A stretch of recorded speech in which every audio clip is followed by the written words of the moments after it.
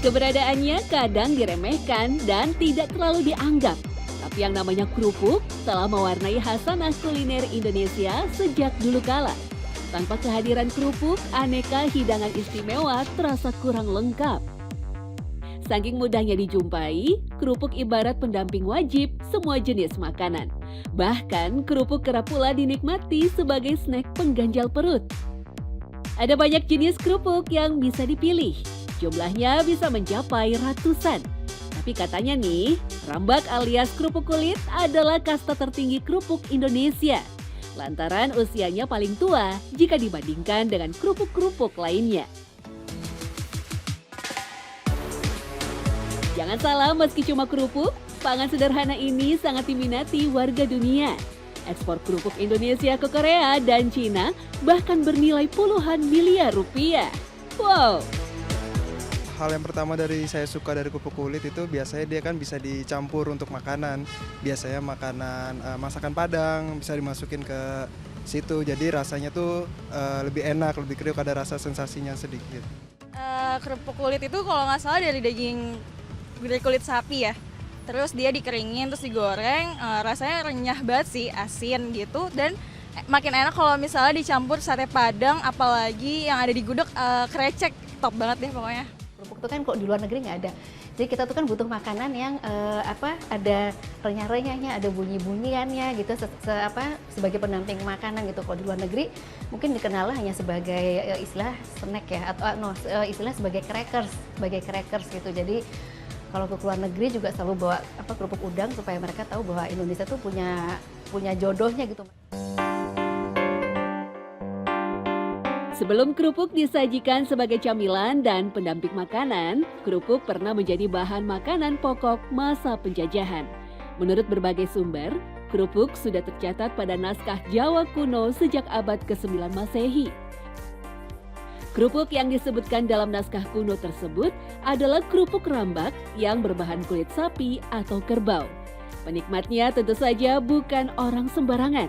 Rakyat jelata dijamin tak akan sanggup menikmati gurihnya kerupuk kulit. Sekarang sih siapa saja bisa nyemil kerupuk kulit ya. Sedap. Jadi kayaknya dulunya kerupuk rambak itu malah yang menyantap itu kayaknya kaum bangsawan gitu. Kalau yang kerupuk aci atau kerupuk yang lainnya kayaknya non bangsawan. Tapi sekarang sih kayaknya udah sama rata ya dalam menikmati kerupuk rambak.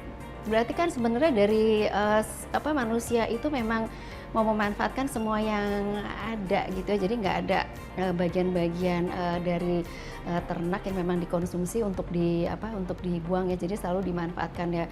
Entahlah itu penemunya siapa yang sampai bisa menemukan kerupuk rambak itu dan bisa menambah nafsu makan dan bisa menambah selera.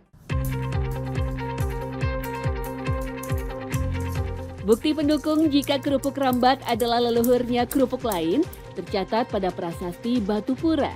Bukti ini diperkuat dengan sentra-sentra kerupuk rambak yang eksis sampai sekarang. Ada di Kabupaten Tulung Agung, Jawa Timur dan Sukoharjo, Jawa Tengah. Sekitar abad ke-18, imigran Cina yang datang ke Sumatera Barat memperkenalkan kerupuk kulit babi. Namun sebagai bentuk toleransi, bahannya kemudian diganti dengan kulit kerbau. Kerupuk kulit kerbau selanjutnya memasyarakat di Sumatera Barat. Di masa sulit pangan karena penjajahan, rakyat jelata kemudian mencoba membuat kerupuk yang mirip dengan kerupuk kulit. Memanfaatkan bahan murah yang melimpah hingga lahirnya kerupuk berbahan aci sekitar abad ke-19.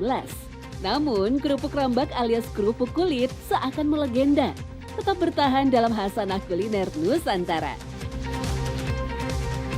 Kalau di Jogja banyak sekali sih penjual-penjual kerupuk rambak di pasar tradisional karena memang di sana pusatnya gudeg dan krecek.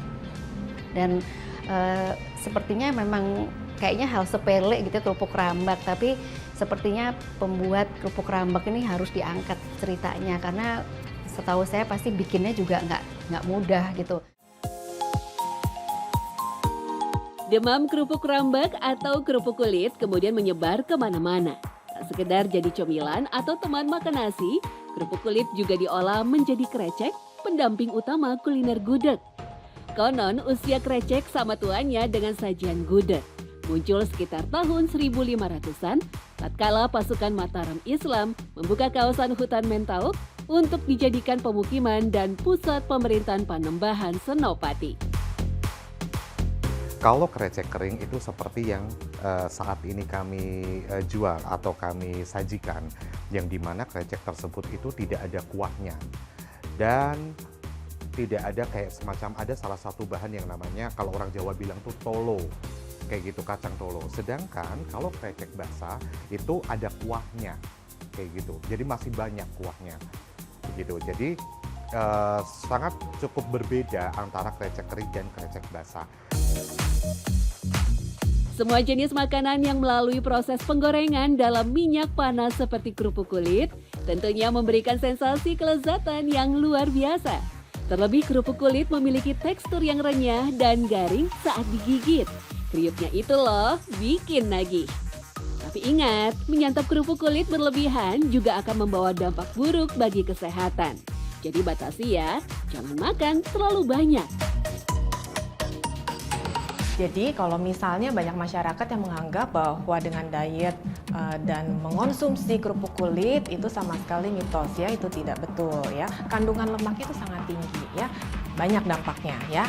Angka morbiditas atau kesakitan penyakit degeneratif itu akan sangat tinggi ya, diabetes mellitus, hipertensi, kemudian penyakit jantung koroner dan yang lainnya ya, bahkan juga obesitas.